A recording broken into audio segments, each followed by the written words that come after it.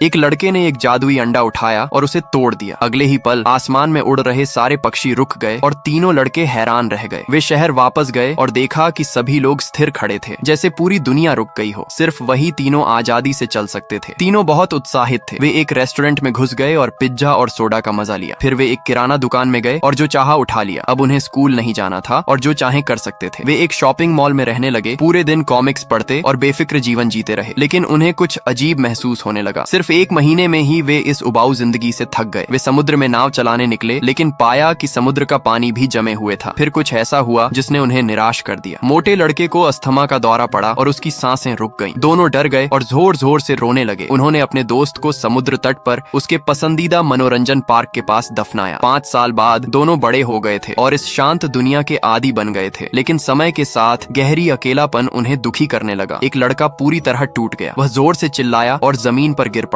जब वह उठा तो उसने देखा कि चांद चल रहा था। वह बहुत खुश हुआ और यह खबर अपने दोस्त से साझा करना चाहता था। लेकिन उसने पूरे शहर में खोजा और उसका दोस्त कहीं नहीं मिला। जब वह एक चट्टान के किनारे पहुंचा और अपने दोस्त के कपड़े देखे तो सब कुछ समझ गया। निराश होकर उसने भी पानी में छलांग लगा दी। लेकिन अगले ही पल जमे हुए समुद्र का पानी चलने लगा और एक रहस्यमय ताकत ने उसे किनारे पर लौटा दिया। जब वह फिर उठा तो पाया कि समय सामान्य हो गया था। पक्षी उड़ रहे थे, समुद्र की लहरें चल रही थीं, लेकिन लहरों की आवाज, हॉर्न और सारी शोर शराबा उसे डराने लगा और वह इस दुनिया की आदत नहीं डाल पाया।